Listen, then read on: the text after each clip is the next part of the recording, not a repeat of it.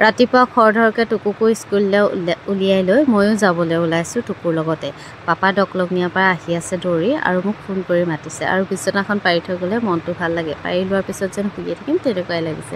লৰালৰিকৈ পানী এঘোট খায়ে এতিয়া টুকুক লৈ পালোগৈ চাৰিআলি। টুকুকো স্কুললৈ পঠিয়াই লৈ মই পাপাৰ কাৰণে ৰখি আছোঁ। আহি আছে পাপা আৰু পাপা আহি পাবহি অলপ পিছতে। ডকলঙিয়াৰ কামৰ জেগাৰ পৰা দৌৰি দৌৰি আহিছে, প্ৰায় 14 কিলোমিটাৰমান হ'ব। ৰাতি নাইট ডিউটি কৰি আহিছে দেই, বেলেগ সাহস, কিন্তু মনটো বহুত ডাঙৰ আৰু সেইকাৰণে ফোন কৰি মতাৰ কাৰণে গ'লোঁ। লগহে দিব পাৰোঁ, একোতো কৰিব নোৱাৰোঁ, অকণমান লগ দিলেও মনটো ভাল পায়। আহি এয়া পাপাক ঘৰত সোমোৱালোঁ আৰু কাণুক অকণমান জোকাৰিছোঁ আজি সি স্কুল নোযোৱাৰ বাবে।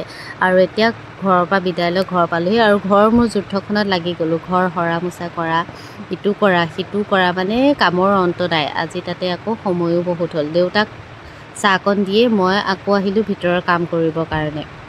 আৰু এই কামখিনি কৰাৰ মানে আজৰি নাই আজি।